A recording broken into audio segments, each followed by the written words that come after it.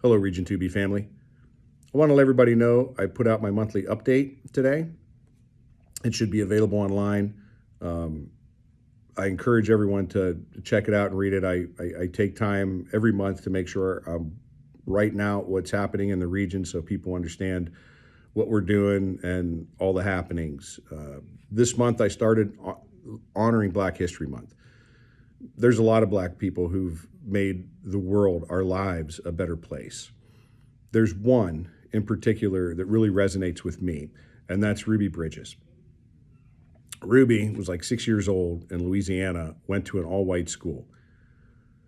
The strength that this little girl and her family had to help expose the hate and racism is just it's beyond me, right? It really resonates, and I cannot express how grateful I am that people like Ruby and her family were willing to stand up to expose all that prejudice and hate that was happening at the time. And make no mistake, it's still out there. There are still people who hate, and there are people who are racist, and we need to stand up to those injustices as individuals, especially as a union and as working people. There's no place for that in the workplace, that's for sure. And another piece is fair play in bowling specifically. The UAW really led this in the 40s, 50s, where because of Jim Crow laws, whites and blacks couldn't get on the same team and go bowling. And so the UAW created their own league. Really honor for me this year. I try every year to get out to the bowling tournament. I made it out there on opening day, and to see people, Black people, white people, retirees, active workers from all different sectors of our union bowling together and enjoying that time together, recognizing that every one of us matters. Walter Reuther knew that the color of your skin shouldn't divide you, especially in the workplace, right? The billionaires, the corporations, they're coming after us, right? They want to eat our lunch. And if we can't stand together and put those things aside, especially in the workplace, then we're going to struggle. We're always going to struggle moving forward. So, and always an honor to represent the UAW in that history that we have of human civil rights and standing up for everybody. We should all be really proud of that. That's what happens when workers stand together. Another thing, a good way to stand together in the workplace is if you have a contract coming up and your local calls a strike vote, please recognize that does not necessarily mean you're going on strike. That strike vote, we want to see 99.5% like we got at Rolls-Royce. That's the type of strike vote we want to see. That's what gives the bargaining team leverage at the table. If we come in with a bad strike vote, the company knows our members are divided. So stick together with each other. If you want better contracts, you want to have better pay and benefits and bargain at the table, give your bargaining committee the tools they need. And one of the big ones is having a good strike vote. So I encourage people, when they come with a strike vote, every member on that floor should be voting yes. I put a list of negotiations that are going on, either TAs, passed, ratified, and stuff that's in play. And that's all in my report.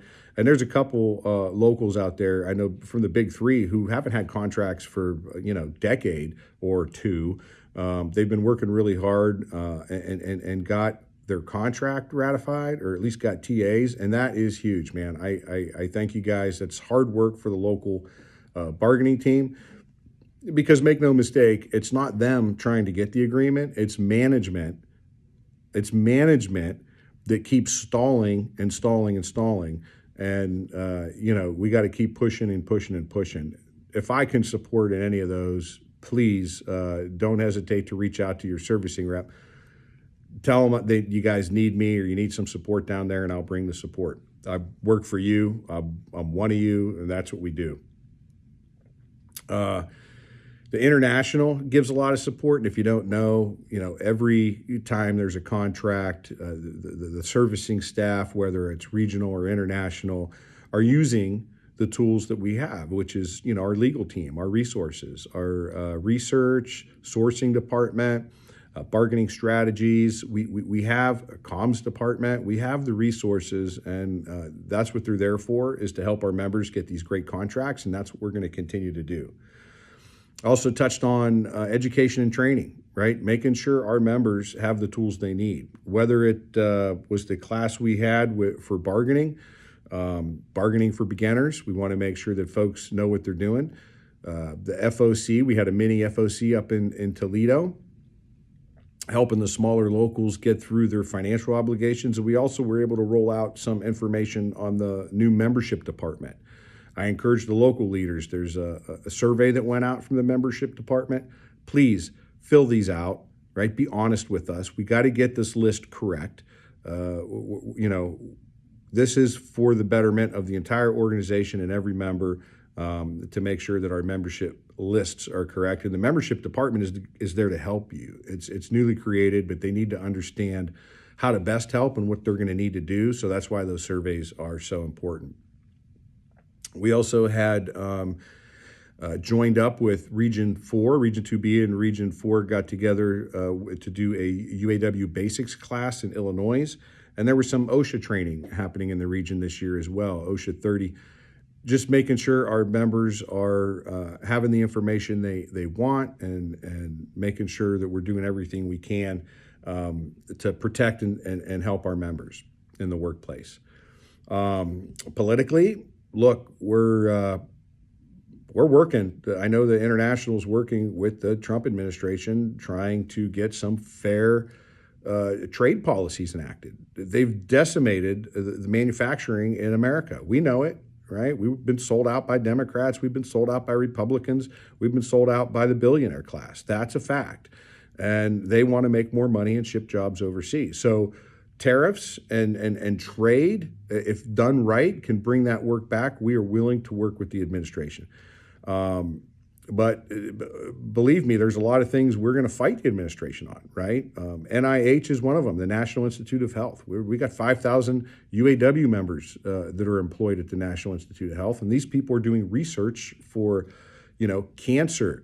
They're doing cancer research. They're doing for bird flu, for healthy stuff. I mean, these are smart people doing research that we want to keep employed, and this is like why we pay tax dollars to have these people doing their jobs. Other organizations, we're obviously concerned about the NLRB, the National Labor Relations Board, is kind of on hold right now because they don't have enough staff. They've been pushed out by DOJ, right? Some of that stuff is in court right now, and it's being litigated. There's a freeze on some of it, but the NLRB right now can't make any rulings because they don't have enough people on their board. Essentially, it's crippled. The Department of Labor, obviously, that's an important organization, a department that helps support people who work, right? Working folks in labor organizations. The Department of Education. This will impact lots of our members and their families with cuts to the Department of Education. And the list goes on. So please pay attention and recognize that we are willing to work with any politician if it's going to advance workers in the workplace. That's what our main goal here is. And if they're going to attack workers in the workplace, we're going to go after them as well. We'll fight those fights. But with all that, just recognize that here in the region at 2B, we're doing everything we can for our members. I hope everybody has a great weekend, and God bless you all. Thanks, and I'll see you soon.